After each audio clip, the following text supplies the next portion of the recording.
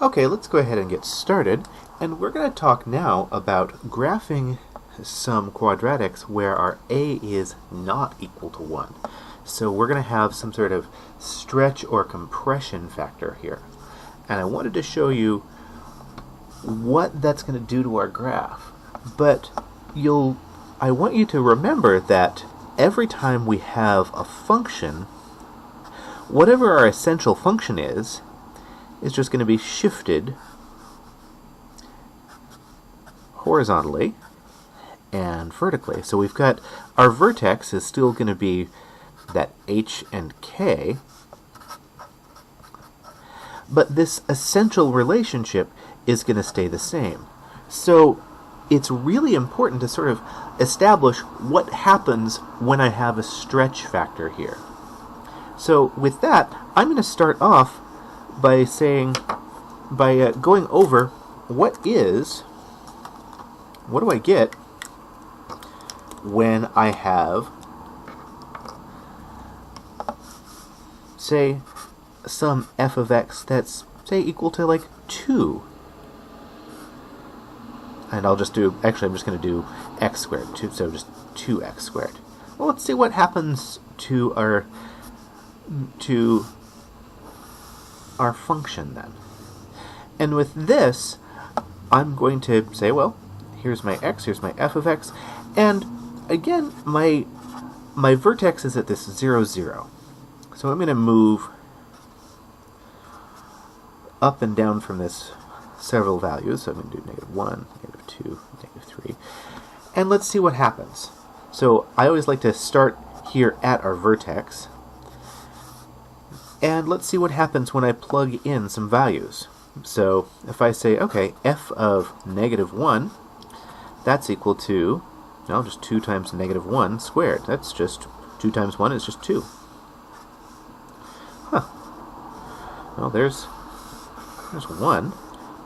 What happens when I plug in a -2? Well, this is going to be 2 times -2 squared. So it's this a value times whatever the square is. So this is going to be 2 times 4. This is going to be 8. So it's 2 times the square of that distance from my vertex. If I did f of -3, that's going to be, well, 3 times, oh, I'm sorry, not 3, 2 times -3 squared. That's going to be, well, 2 times 9, which is 18. So I'll have you note, and if I do this again, if I plug in 1, 2 times 1 squared is just going to be 2. If I've got 2 times 3 squared is 9 times 2 is 18. 2 times 4 squared, that's going to be 2 times 16 is 32. And I'll have you note that this just happens to be equal to 2 times that distance away from our vertex.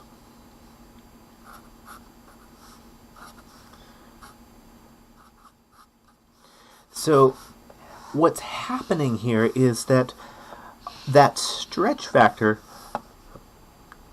all it really does is it increases how much we're going up from this. So what we're going to see is that when we're graphing, we are still going to look at how far away we are from the vertex, but then we can say, okay, well, the square of that distance, and then I'm going to add this other factor of a.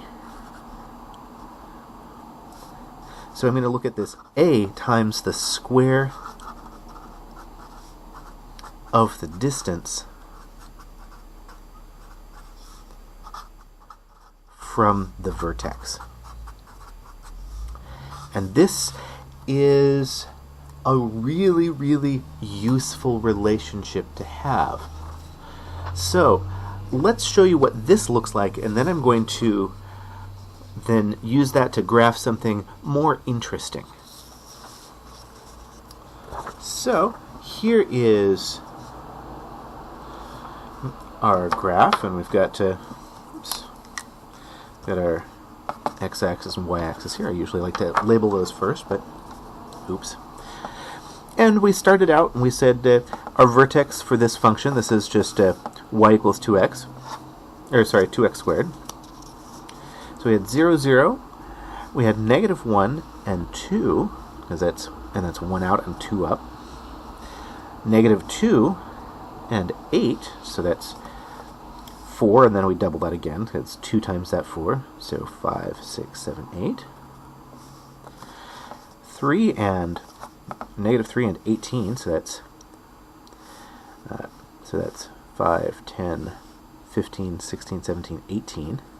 I can't actually go all the way up to 32, but I could do that. So I have here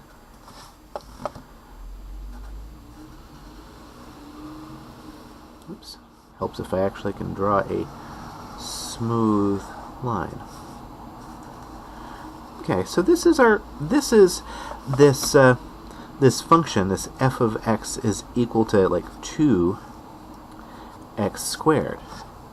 Well, let's see what would happen now if I were to have something else. Let's say I were to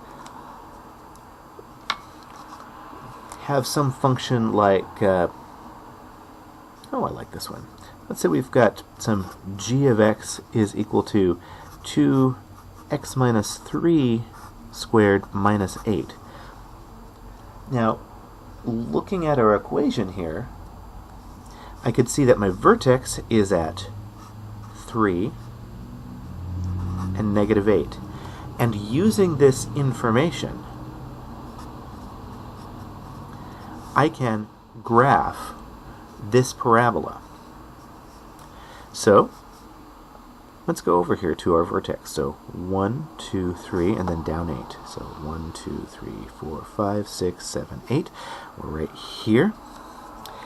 And once again, we can use this, because this has the same essential relationship. Because I've got this 2 times my x squared, so whatever this is, it's going to have the same shape as this 2x squared. Which means when I move out from this, it's going to move up. If I move this out 1, it's going to go up 2. If it moves out 2, it's going to move up 8. Just like it did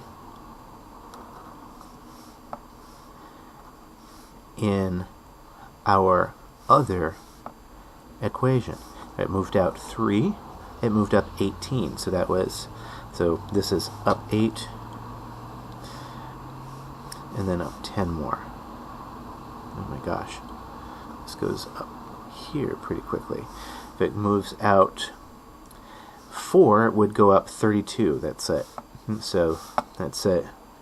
18, 19, 20, 21, 22, 23, 24, 25, 26, 27, 28. So it would be off the page up here somewhere.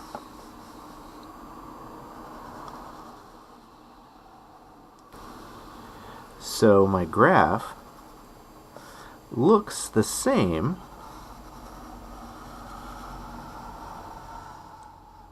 The only difference is, where does it start? Here, my original, this essential relationship starts at the vertex.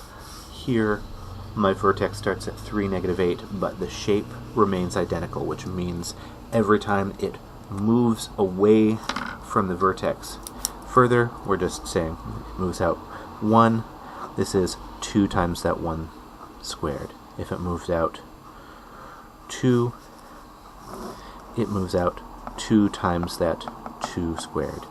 If it moved out 3, it moved 2 times that 3 squared.